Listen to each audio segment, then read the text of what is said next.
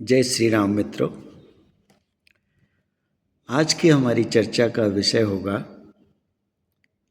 राम। राम मर्यादा पुरुषोत्तम राम, जो मर्यादाओं में रहकर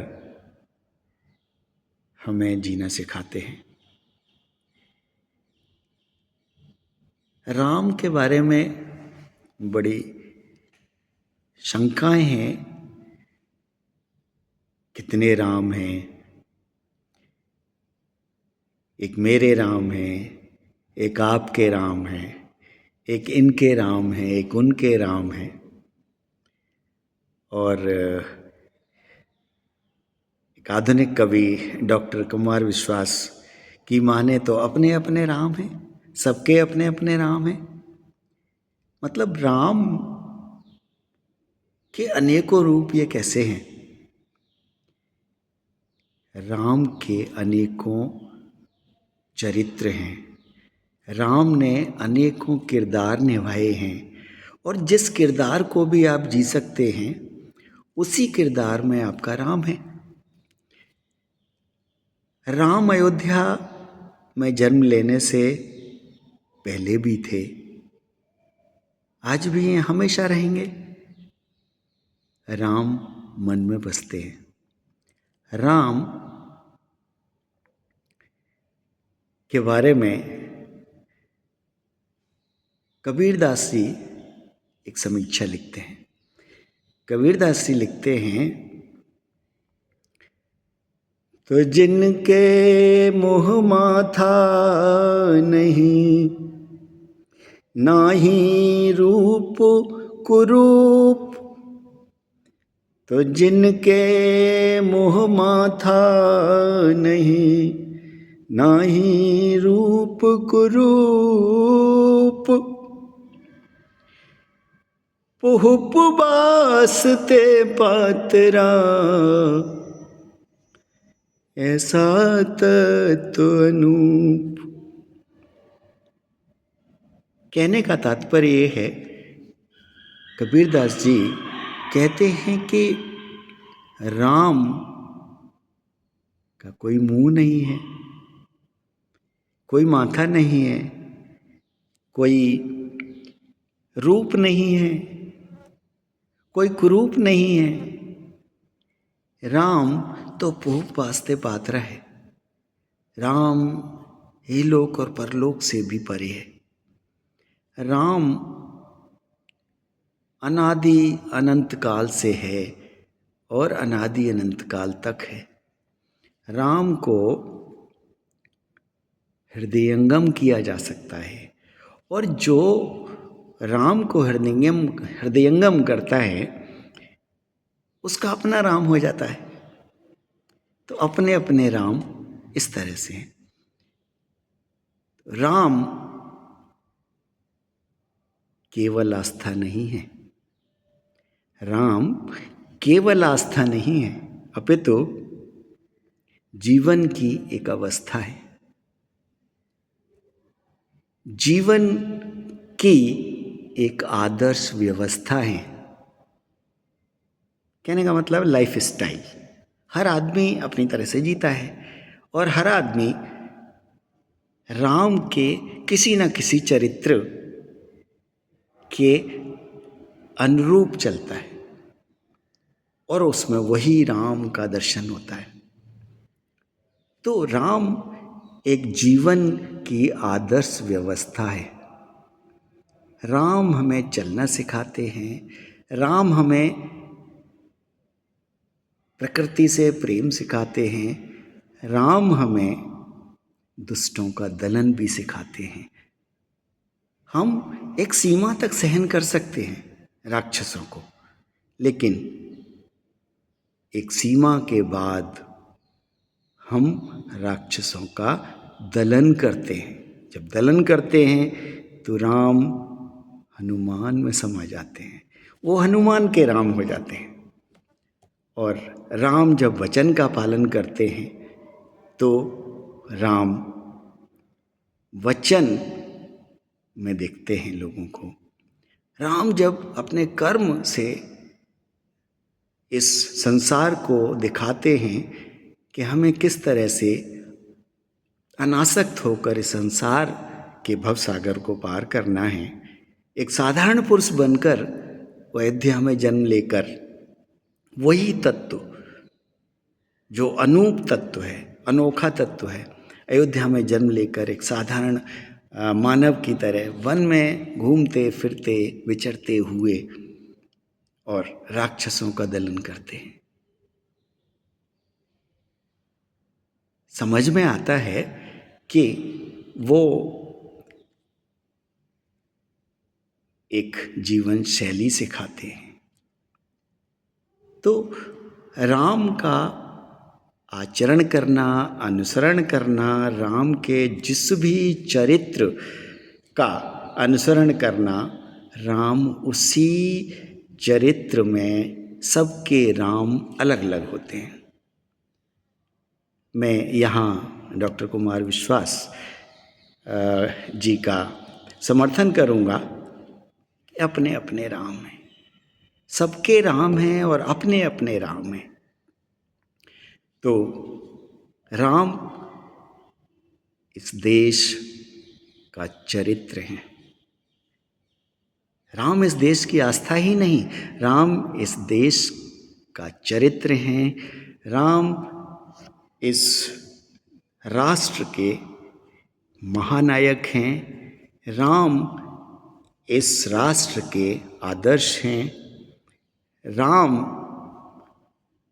इस जीवन के और प्रत्येक जीवन के मार्गदृष्टा हैं और वो दृष्टा बनकर उसी तत्व में रहकर आपके अंदर बसते हैं और आपसे अपने चरित्र के अनुसार मार्गदर्शन करते हैं, आपकी जीवन शैली में झलकते हैं। तो राम अपने अपने राम, ठीक है। तो अपने अपने राम का मैं एक महानायक के रूप में चित्रित करता हूँ कि राम का हम अनुसरण करें तो मन से, वचन से, कर्म से उनका अनुसरण करें। और जब मन, वचन और कर्म में हमारे अपने राम दिखते हैं तो जहाँ हम रहते हैं वहाँ प्रकृति संवर्धन होता है, प्रकृति पुष्पित और पल्लवित होती है। राम रोम रोम में बसते हैं, हमारे ही रोम रोम में नहीं, प्रकृति, पत्ते, पुष्प सभी में बसते हैं। तो महाकवि गोस्वामी तुलसीदास जी लिखते हैं, भय प्रकट कपाला, दीन दयाला, कौशल्या हितकारी। राम सबके हितकारी हैं, राम सबके हितकारी हैं। राम किसी का अनर्थ नहीं करते। वो राम आपके अंदर आके आपके जितने भी अंदर राक्षस विद्यमान हैं उनका सर्वनाश करते हैं। राक्षस कहीं दूर नहीं है, आपके अंदर ही हैं। और जब आप राम का अनुसरण करते हैं तो राम उन सभी राक्षसों का दलन करते हैं। और जब राक्षसों का दलन हो जाता है तो आपकी बुद्धि सत्य मार्ग पर चलने लगती है, आपकी बुद्धि को प्रेरणा मिलती है, उससे प्रकृति पुष्पित और पल्लवित होती है, प्रकृति का संवर्धन होता है। और इतना ही नहीं, सारे राक्षसों का दहन, दलन भी होता है जब राम आपके अंदर उनके प्रिय भक्त हनुमान के रूप में समाहित होते हैं। हनुमान जी को वो कितना प्रेम करते हैं आप सब जानते हैं।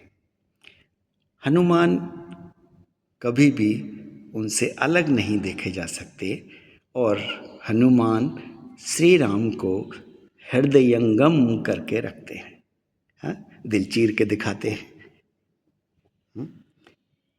तो यहीं से आज के पूरे चर्चा पर मैंने एक सवैया छंद लिखा है और उसका आप आनंद लीजिए। पहले एक छोटा सा दोहा प्रस्तुत करता हूँ। तु मनसा वाचा कर्मणा, मनसा वाचा कर्मणा, जो नित जीते राम। मनसा वाचा कर्मणा, जो नित जीते राम। ते नर भव सागर तरहे, पुष्प होय निष्काम। तो मेरे सवैया मैं लिखता हूँ कि मन से मनाते रहो राम को। मनाते रहो राम को, मेरा मतलब ये नहीं है कि राम रूठ जाते हैं। राम तो आपके मन में ही है, वो कहाँ जाएंगे रूठ के। तो मनाते रहने से मेरा मतलब है कि राम को सेलिब्रेट करिए, राम को सेलिब्रेट करना है। मतलब राम को धारण करके हृदयंगम करके उनको सेलिब्रेट करना है। तो मनाने से मतलब मेरा वो है। तो मन से मनाते रहो राम को, और वचन से निभाते रहो राम को। मन से मनाते रहो राम को, और वचन से निभाते रहो राम को। और कर्मों में भी राम ही झलक हो, और कर्मों में भी राम की झलक हो। पुष्प विनती करें ये राम को, पुष्प विनती करें ये राम को। दुष्ट दीन दुखियों पशु पक्षियों पे दया। दीन दुर्बल पशु पक्षियों पे दया, अति भाती है मेरे प्रिय राम को। दीन दुर्बल पशु पक्षियों पे दया, अति भाती है मेरे प्रिय राम को। प्रकृति संवर्धन राक्षस दलन, प्रकृति संवर्धन राक्षस दलन। प्रकृति संवर्धन राक्षस दलन, हनुमत प्रिय लागत है श्री राम को। हनुमत प्रिय लागत है श्री राम को। आज की चर्चा यहीं समाप्त करूँगा। जय श्री राम।